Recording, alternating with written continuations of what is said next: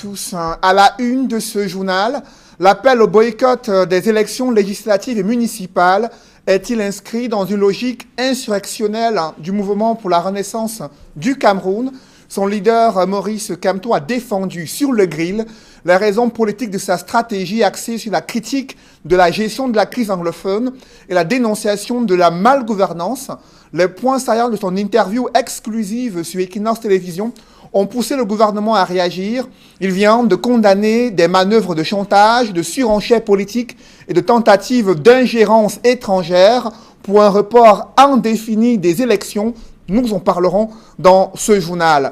Alors que la CAN 2021 pointe déjà à l'horizon, le gouvernement annonce la résiliation du contrat de l'entreprise italienne chargée des travaux de construction du complexe sportif de Lembe.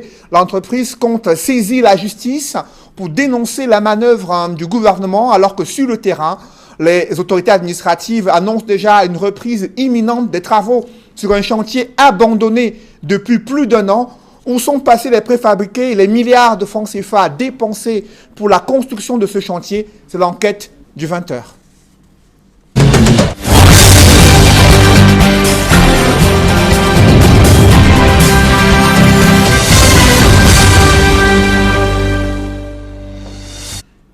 Merci de suivre cette édition complète de l'information sur Equinox Télévision. D'abord, prenons la route pour la région du centre, notamment à Otélé, où les habitants broient du noir depuis de nombreuses années. Faute d'électricité, les activités économiques tournent au ralenti. Elles sont contraintes d'utiliser la lampe tempête pour bénéficier d'un peu de lumière à Otélé, dans la région du centre. Nos reporters Emmanuel Diop et Marcelin Gansop en ont fait la triste expérience. Reportage. 19h ici à Otélé, nous sommes non loin de la gare. La lumière du jour a cédé la place, on va dire, aux ténèbres. Ici, l'électricité est une denrée rare. Ça fait 2 mois quasiment que les populations n'ont pas eu le courant de façon continue. Vivre à Otélé, c'est s'habituer au noir, un noir permanent qui plonge la population dans le désarroi. Dans le village de Otélé, on souffre, il n'y a pas de lumière. On fait le commun, on achète le poisson, ça pourrit. On va manger quoi? Même le réseau même, pour appeler, ne serait-ce qu'on va vivre comment? Ça a toujours été comme ça. On vient nous flatter ici, là, on donne un peu de maquereau là. On dit ça va aller, ça va aller. On fait dormir l'esprit. Les mairies ne font rien, le gouvernement ne fait rien pour nous. Nous sommes dans l'obscurité totale. Ils nous demandent de voter. On vote par rapport à quoi? Nous sommes pourtant à une trentaine de minutes de Ngoumou, Ngoumou qui est le chef-lieu du département de la Mofo et Akono. En Ngoumou comme à Otélé, l'électricité fonctionne en mode clignotant. Quand on va aller prendre les poissons, on prend seulement un peu et on doit mettre dans le congélateur avec le carton. Et c'est comme ça qu'on garde les poissons ici pour le moment. Parce que quand il n'y a pas le courant, si tu prends beaucoup, et ça va se gâter. Abdoulaye se bat tant bien que mal pour essayer de satisfaire une clientèle exigeante. À raison, le poisson est une denrée sensible. Sa conservation n'est pas évidente. On peut donc comprendre le calvaire qui est celui des populations qui vivent ici, à Otélé. Le boutiquier, il a quand même un appareil qui est puissant. Donc il fait l'effort de conserver. Tu vas voir qu'il est le seul boutiquier chez qui on coupe beaucoup. Quand il y a beaucoup la coupure comme ça là. Parce qu'on part parfois à une semaine comme ça là. Sans lumière. Sans lumière. Et vous faites comment? Vous avez une lampe torche à main là? À la maison, on se débrouille. On a aussi les lampes torches comme ça. La lampe torche, même, vous connaissez le chinois. Tu achètes même comme ça, tu arrives, ça ne fait même pas une semaine, ça ne vaut pas la peine, ça lâche. Comme je parle là, c'est avec le téléphone même, ça ne donne même pas. Nous sommes obligés d'apprendre avec la lampe parce que on fait des jours sans lumière. Et avec la lampe, ça donne le mal des yeux. Nous sommes obligés d'étudier beaucoup plus à l'école, puisque à la maison, on peut étudier aujourd'hui, demain on n'étudie pas. Pour éviter qu'on ait mal aux yeux. Notre séjour ici à Otélé s'achève comme il a commencé, c'est-à-dire dans le noir. Dans cette famille, comme ailleurs, la lampe tempête a encore tous ses droits. C'est une alternative à côté de l'énergie solaire. Mais les populations ont besoin d'énergie électrique, une denrée plutôt rare. par ici. Ici Emmanuel Diop, Barcelone Gansop. Dans le chaudron de la crise anglophone, l'insécurité atteint la cote d'alerte, à tel point que les Nations Unies viennent de condamner le meurtre d'un agent humanitaire dans les régions du nord-ouest et sud-ouest. Un avion de Camerco a essuyé des tirs d'armes à feu lors de son atterrissage à l'aéroport situé à Bafout dans la région du nord-ouest. Dans les deux cas, ce sont des hommes armés non identifiés qui sont pointés du doigt et la situation fait craindre le pire à l'opinion publique. Mitterrand et Julingue Nyondé. Un aéronef de type MA-60 de la compagnie nationale Camerco a essuyé des tirs le 1er décembre 2019 au moment de son approche pour l'atterrissage à l'aéroport de Bamenda à Bafout. L'appareil qui transportait des civils a pu atterrir sans heurte grâce à la bravoure du commandant de bord en dépit de l'impact observé sur son fuselage. Aucune perte en vie humaine n'a été enregistrée, affirme Camerco. Cette attaque a provoqué la sortie de certains acteurs politiques sur la toile, notamment à Keremouna, qui l'a fermement condamné, la qualifiant d'acte de terrorisme international. Toujours dans le chaudron de la crise anglophone, une coordinatrice humanitaire des Nations Unies au Cameroun a fait une sortie ce week-end pour condamner l'assassinat d'un travailleur humanitaire le 30 novembre 2019. Pascal Ngoyi de Coming Sud, une organisation non gouvernementale locale et partenaire de l'ONU, a été enlevé puis tué par des hommes armés dans la division de Dongamantoun, dans le nord-ouest.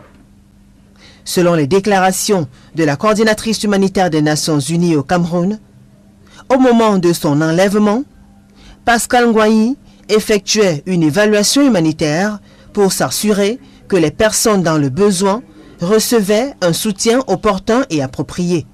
Les travailleurs humanitaires risquent tout pour pouvoir aider les plus nécessiteux. Le ciblage délibéré de ces derniers constitue un crime de guerre, a ajouté Mme Bayossi, coordinatrice humanitaire des Nations Unies au Cameroun. C'est un record d'audience au Cameroun, notamment dans le paysage audiovisuel. Plus de 290 000 vues cumulées sur les réseaux sociaux et plus de 25 000 vues sur YouTube lors de l'interview exclusive du professeur Maurice Kamto, président national du MRC. Il est arrivé dimanche soir dans les studios d'Equinox Télévision, reçu par le président directeur général du groupe Equinox après 9 mois passés en prison. Ils ont échangé sur les affaires concernant l'actualité du Cameroun avant de se rendre en studio pour cette interview exclusive. Le récit de l'arrivée du professeur Maurice Kamto, l'ambiance qui a prévalu avant cette grande interview exclusive. Vous voyez tout cela en image avec Mitterrand et Julienne Berthe-Bissaille.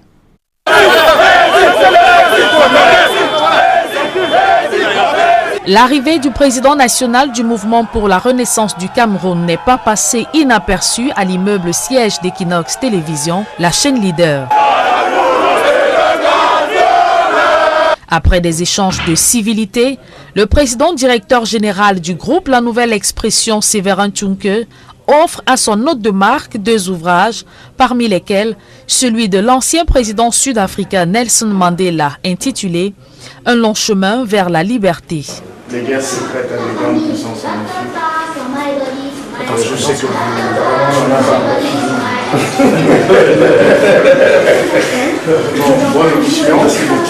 En studio, les techniciens procèdent au dernier réglage. Le compte à rebours est en marche. Il est 21h.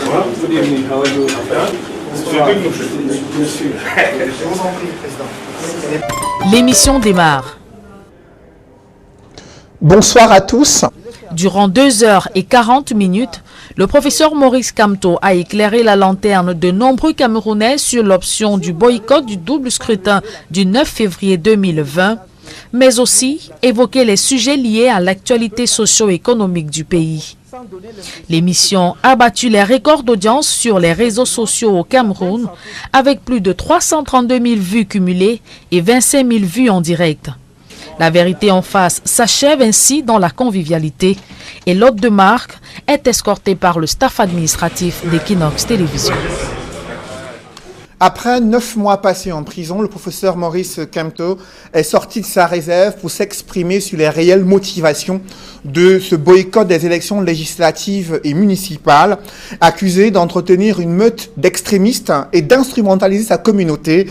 Il a défendu sa posture de rassembleur et s'est prononcé sur les sujets brûlants d'actualité. Les faits saillants de l'interview exclusive du professeur Maurice Kamto, c'est dans ce reportage que signe Donald Brice Kamgan. Le boycott des municipales et législatives annoncé pour l'an prochain était l'unique option face au statu quo dans le nord-ouest et le sud-ouest. Et à propos de la controverse sur le cadre électoral, explique Maurice Kamto. Le seul choix qui nous permettait d'être fidèles à nous-mêmes, c'était de dire on ne va pas aux élections, car rien, sur les deux aspects, rien n'a été fait. Ni des avancées significatives sur la crise du Nozo, puisque même le statut spécial accordé aux régions anglophones, nous n'en connaissons pas le contenu. Rien. Qu'est-ce qui peut justifier qu'on aille aux élections dans ces conditions? Pas une seule disposition du code électoral n'a été modifiée, alors que même ELECAM, l'organe du gouvernement, dans ses deux rapports, recommande la révision du code électoral en proposant des mesures. Même celle-là, le gouvernement ne s'est pas accroché à cela pour faire des modifications. Pourquoi avoir donné l'impression que le MRC prendrait part au double scrutin attendu? Il s'agit d'un choix stratégique du parti, tranche le président de la formation politique, qui dénonce la répression de Mamadou Mota, toujours incarcéré après sa condamnation à 2 ans de prison. Il est solide dans ses convictions. Parce qu'il sait pourquoi nous luttons. Il en connaît la cause. Et il a accepté de payer tous les prix. Il a été broyé par la machine répressive, la torture. Tout le monde a vu. Le crâne ouvert, un bras cassé sous le plâtre pendant plusieurs semaines, voire plus d'1 mois, des côtes cassées, tout simplement parce qu'il est resté droit, ferme dans ses bottes, et qu'on n'aime pas cela dans notre pays. Et il l'a fait pour les jeunes Camerounais, parce qu'il a compris que c'est en réorganisant notre société que nous pouvons répondre aux attentes des populations parmi lesquelles il vit au quotidien et dont il connaît la souffrance. Sur les sorties enflammées de Paul Éric Kingé, le président du MRC relativise et rappelle les termes de l'alliance entre le MRC et le MPCN. Maurice Kamto s'indigne de l'oubli de Amadou Ahidjo, le premier président du Cameroun dont le 30e anniversaire du décès est passé le 30 novembre dernier, dans l'indifférence du gouvernement et dont la question du rapatriement des restes du Sénégal n'a jamais cessé de faire débat. Cessez de dire que c'est une affaire de sa famille, c'est une affaire de notre nation. Demain, si j'étais en capacité de gouverner, que feriez-vous? Oui, je construirais ce que j'appelle la grande maison de la mémoire, où on va déposer les cendres de ceux qui ont assumé ce genre de fonctions au Cameroun.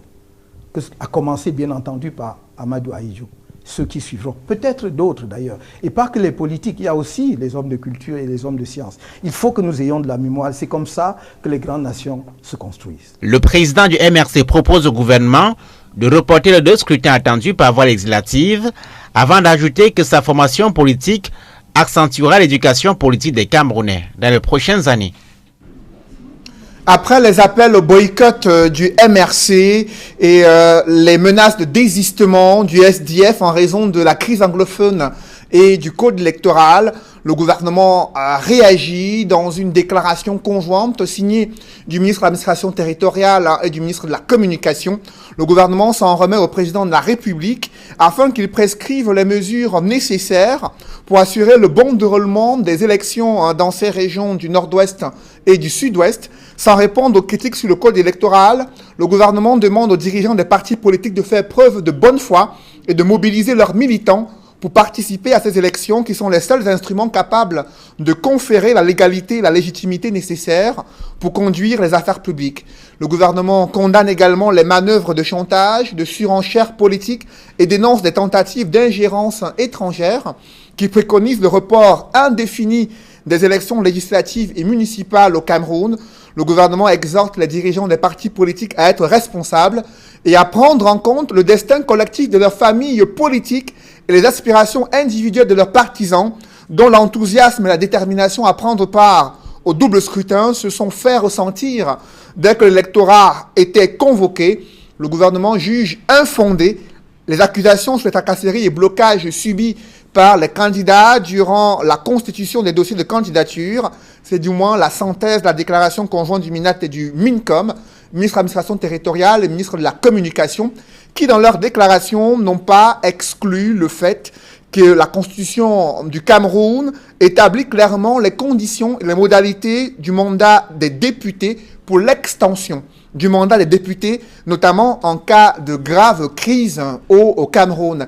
Et cette question du report ou non des élections législatives et municipales a également alimenté un vif débat au sein de la classe politique. Ceux de l'opposition invoquent l'aggravation de la crise dans les régions du nord-ouest et du sud-ouest. D'autres insistent sur la nécessité de réformer le code électoral, des arguments balayés d'un revers de la main par des cadres du RDPC. Cependant, d'aucuns croient savoir que derrière ce besoin, cette volonté et aussi cette insistance sur le boycott, se cache une communauté internationale qui met la pression sur le Cameroun afin de résoudre en urgence les différentes crises. La réaction croisée des acteurs politiques, c'est dans ce reportage que signe Flavien Valondongo. L'annonce de la non-participation du MRC au scrutin législatif et municipal de février 2020 ne cesse de susciter des réactions au sein de la classe politique, de l'opposition comme du parti au pouvoir. Samuel Motte du RDPC laisse dire qu'à travers ce refus, le MRC semble manipuler les consciences des Camerounais. Le MRC veut inscrire dans le subconscient des citoyens que tout est simple dans la vie. Ah, le RDPC n'a pas pu faire ça pendant 37 ans, c'est simple. On le fera. Ah, le gouvernement n'a pas pu faire ça, c'est simple, on le fera. C'est simple chaque fois de dire que c'est simple, sauf qu'à l'évidence, on se rend bien compte qu'aujourd'hui, on est incapable de faire ce qui est plus simple et ce qui rendrait plus simple encore la vie, qui est celui de monter une liste électorale pour aller à une compétition électorale. Et effectivement, c'est très bien d'accabler les autres. Tout ce qu'ils vous donnent comme étant un argument pour pouvoir se débiner par rapport à ce processus électoral-là pour lequel ils se sont bien rendus compte qu'il y avait guerre d'espoir, vous allez tout bien là également voir qu'on est en face de la sanction humaine. Des raisons évoquées par le MRC, qui sont suivies par celles du Social Democratic Front, rentrent dans le registre du déjà entendu. Le Social Democratic Front, qui pose également des préalables quant à sa participation au double scrutin, révèle que le MRC, qui est catégorique, aurait traumatisé sa base militante. Je crois qu'il y a un comité très fermé qui était seul au courant de ce que le MRC ne participerait pas à l'élection. Mais je me pose quand même des questions à haute voix. Vous n'allez pas à une élection, pourquoi est-ce qu'on laisse une kyrielle de Camerounais constituer les dossiers et autres et attendre à la dernière seconde pour dire qu'on n'y va pas?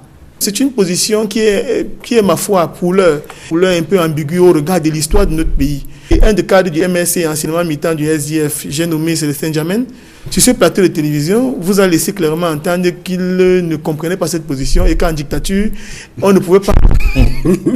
et que dans une dictature, on ne pouvait pas laisser le jeu politique entre les mains du dictateur. Pour l'analyste politique David Eboutou, ces derniers pensent que le MRC, à travers ce refus de participer au double scrutin de février 2020, transgresse le principe de boycott. Nous avons été de ceux qui ont suivi de près cette sortie du professeur Maurice Kamto, recevant quelques femmes, quelques dames de son directoire politique, je crois du MRC, où il avait clairement donné sa position par rapport au boycott. Il avait clairement dit que le boycott ne faisait pas partie d'une stratégie conséquente pour combattre une dictature féroce comme celle qu'on a au Cameroun. Donc, parti sur ces postulats, il nous semble, et je suis d'accord avec Maître Ngouanan, qu'il y a certainement des raisons peut-être stratégiques, occultes aujourd'hui, qu'on ne maîtrise pas encore, mais dont on pourrait spéculer. Au sein du mouvement pour la renaissance du Cameroun, l'on insiste qu'il est impossible de songer à un quelconque scrutin alors qu'une partie du Cameroun est presque inexistante. Pourtant, c'est la base militante qui est concernée au premier chef par ce scrutin. Malgré le fait que le code électoral soit mauvais, que l'élection présidentielle est une circonscription unique et qu'avec l'effet de masse, nous pouvions renverser ce régime. Nous l'avons démontré aux Camerounais, nous l'avons fait, notre victoire nous a été volée. On a aujourd'hui des villages qui sont quasiment vides. On a bien envie de se demander, mais qui seront donc des personnes qui prétendront à un poste de maire ou de député là-bas, si ce ne sont des arbres? Qui seront les votants, c'est-à-dire les électeurs, si ce ne sont également encore des arbres? La présence de la communauté internationale au lendemain de la convocation du corps électoral s'apparente également à une sorte de pression qu'elle fait au pouvoir de Yaoundé avant la tenue du double scrutin de février 2020. Dans le reste de l'actualité, le gouvernement annonce la prise en charge médicale gratuite pour les personnes atteintes de VIH-Sida et une stratégie de mobilisation pour faciliter les tests du VIH-Sida au Cameroun. Annonce faite lors de la journée mondiale de célébration de lutte contre le VIH-Sida, dans un contexte où le Cameroun observe une baisse du taux de prévalence sur le plan global, mais dans de nombreuses régions encore, ce taux de prévalence reste élevé en raison d'une faible campagne de sensibilisation. Reportage Joël Essengue et Marcelin Gansop. Avec une prévalence nationale établie à 2,7%, le VIH-Sida recule de plus en plus au Cameroun. Mais la situation demeure préoccupante dans certaines régions, à l'instar du sud, de l'est et du nord-ouest, où le taux de prévalence varie entre 4 et 5,8%. Ajouté au fait que la maladie se féminise de plus en plus. C'est dire qu'il y a beaucoup à faire pour accélérer la lutte contre cette pandémie. Aujourd'hui, 3 personnes sur 4 vivant avec le VIH connaissent leur statut stérologique, mais devons-nous pour autant nous satisfaire des succès enregistrés? Assurément non. La bataille contre le sida est loin d'être gagnée. Il s'agit en réalité d'atteindre toutes les personnes vivant avec le VIH qui ne connaissent pas encore leur statut. Faire en sorte que ces personnes soient orientées vers les centres de soins et de prévention. Mais des actions fortes sont attendues, notamment sur le terrain de la prévention, pour amener les populations à se faire dépister. Ce d'autant que plus de 20 000 nouvelles infections sont recensées chaque année. Nous devons nous engager davantage et investir dans la vie. Cette impérieuse nécessité de capture du dividende démographique nous impose à aller vers les communautés, à sensibiliser davantage pour que le maximum des Camerounais sachent quel est leur statut. La bonne nouvelle est l'annonce de la gratuité des tests de dépistage et de la prise en charge dès janvier 2020. Ainsi, les consultations médicales prénatales, y compris les carnets, le dossier médical, l'examen de suivi biologique, CD4 et charge virale, les tests de dépistage précoce pour les enfants, les médicaments antirétroviraux ainsi que les médicaments de prévention des infections seront totalement gratuits. La réduction de la stigmatisation et de la discrimination demeure également un challenge qu'il faut relever. Nous devons nous attaquer à l'inégalité entre les sexes et faire progresser les droits des femmes. Dans toute l'Afrique subsaharienne, les jeunes femmes et les filles sont 2 fois plus susceptibles de vivre avec le VIH que les hommes du même âge. La célébration de la 32e journée mondiale marque la clôture des activités de la 4e édition du mois camerounais de lutte contre le VIH-Sida. Cette année, l'accent a été mis sur la protection des enfants et des adolescents, cible au sein de laquelle l'épidémie fait encore des ravages, et notamment chez les jeunes filles. Que se passe-t-il sur le chantier de construction du complexe sportif d'Olembe, près de Yaoundé, alors que le gouvernement avait annoncé avec l'arrivée des préfabriqués une construction rapide de ce chantier? Les choses traînent depuis de nombreux mois. C'est le constat que vient de faire le président du comité du site de Yaoundé, le gouverneur du centre. Paul Nasseri Beya a visité l'infrastructure dont les travaux sont en arrêt depuis plus d'1 an. Et le gouverneur du centre, par ailleurs président du comité du site de Yaoundé, annonce la reprise imminente des travaux avec l'entrée en scène d'une nouvelle entreprise à la suite de la résiliation du contrat par le gouvernement camerounais. Je vous propose d'écouter Paul Nasseri Beya, gouverneur du centre, et par ailleurs président du comité d'organisation sur le site de Yaoundé concernant la CAN 2021. Suite à la résiliation du contrat de marché entre l'État et Pichini, ce marché a été donné à une autre société Magir et il était temps et urgent pour nous de descendre sur le terrain pour constater l'état de lieu et voir ce qui se passe sur le lieu. Parce que nous avons mis la sécurité pour veiller à ce que le lieu n'est pas vandalisé et que le matériel qui appartient à l'État ne soit pas sustrait.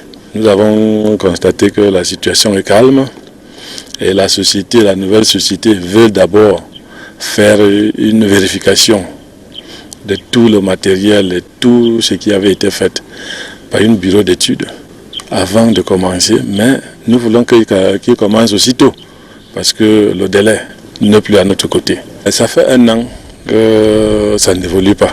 Donc il est question de trouver quelqu'un qui peut faire mieux et faire évoluer les choses pour qu'on ne glisse plus, pour qu'on arrive à respecter le délai, les contrats que le chef de l'État a pris au nom du peuple camerounais pour que la CAN se passe bien chez nous, doivent être respectés. L'annonce de la résiliation de ce contrat augure d'un bras de fer entre l'entreprise italienne Piccini et le gouvernement.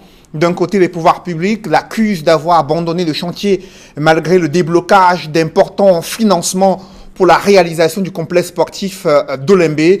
L'entreprise incriminée rejette la responsabilité sur le gouvernement qui n'a pas jusqu'ici réglé les décomptes qu'il faut pour permettre à l'entreprise d'accélérer les travaux tels que promis lors des négociations entretenues avec le gouvernement. Qu'en est-il réellement? Quels sont les impacts de cette résiliation du contrat à quelques mois d'une Coupe d'Afrique des Nations très attendue par les Camerounais? Et le monde de réponse avec Guy Zogo. Après la résiliation du contrat du groupe Piccini relatif à la construction du complexe sportif d'Olembe, Maître Christian Dudieu Djomga, avocat au barreau du Cameroun, explique que la démarche de l'État du Cameroun peut se justifier au regard des griefs soulevés contre l'entreprise italienne. Tous ces manquements peuvent amener le maître d'ouvrage à résilier unilatéralement le contrat. Si le ministre a pris cette décision, c'est après avoir pesé le pour et le contre. Et surtout, par rapport au délai contractuel qu'on avait imposé à Piccini du fait de l'imminence de la Coupe d'Afrique après le glissement de date. Selon lui, cette issue illustre à suffire les défaillances du groupe Piccini.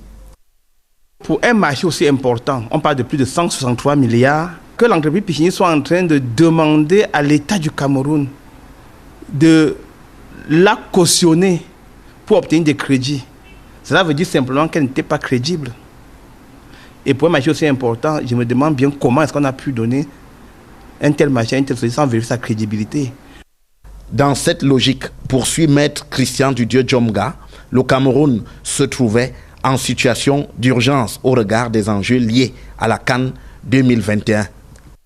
Il était plus qu'impératif pour l'État du Cameroun de prendre des dispositions urgentes pour pouvoir livrer les stades dans les délais, pour qu'on ne soit plus en train de parler d'un nouveau glissement, ce qui équivaudra à une véritable honte pour l'État du Cameroun. Désormais, l'entreprise Piccini poursuit l'avocat, qui a d'ailleurs réagi à travers un communiqué pour s'offusquer de la décision de l'État du Cameroun à la possibilité d'exercer des voies de recours. Les voies de recours sont connues en droit administratif. Ils vont faire recours gracieux préalable, naturellement, qui est le préalable à la saisine du tribunal administratif, et en cas de non-réponse dans les délais légaux, saisir les juridictions compétentes au fin qu'il appartiendra. Mais reste la question de l'attribution de ce marché à une nouvelle entreprise, en l'occurrence le Canadien McGill. L'option du gré à gré est frappée de quelques suspicions. Compte tenu des délais et du temps qui nous reste pour pouvoir livrer les stades, la procédure la plus appropriée serait le gré à gré. On décrit certaines choses concernant les gré à gré en disant qu'on s'arrange à mettre l'État du Cameroun dos au mur pour signer de tels contrats. Ceux qui le disent ont certainement de bonnes raisons. Pour le moins, le feuilleton de la CAN au Cameroun s'avère interminable en rebondissement. Sur la question relative à l'organisation des élections législatives et municipales, des partis de l'opposition menacent de se retirer de la compétition électorale. D'autres ont appelé au boycott en raison de la crise anglophone et des contestations sur le code électoral. Le gouvernement réagit condamnant la surenchère politique et exhortant ses dirigeants des partis politiques à être responsables et prendre en compte les aspirations de leurs partisans qui souhaitent eux aussi être des élus de la nation. Le gouvernement était face à la presse à Yaoundé, compte rendu Aïk Cyril. 2 membres du gouvernement pour fixer le cap avant les municipales et législatives du 9 février 2020. D'abord, le ministre de la Communication qui fait savoir qu'avec la convocation du corps électoral, le processus est définitivement enclenché. Il n'y aura pas de prorogation de délai de dépôt des dossiers de candidature comme l'ont souhaité certains leaders politiques. Tous les candidats appelés à prendre part au double scrutin législatif et municipal du 9 février 2020 ont été soumis aux mêmes contraintes, ont fait face aux mêmes difficultés et ont dû tous se conformer aux exigences de la loi.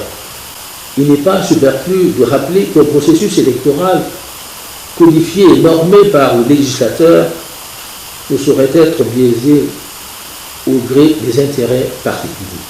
Le ministre de l'administration territoriale, pour sa part, précise que si les partis politiques sont libres d'aller aux élections ou pas, ils ne doivent cependant pas contraindre les autres à les suivre dans leur démarche, au risque de se heurter à la rigueur de la loi.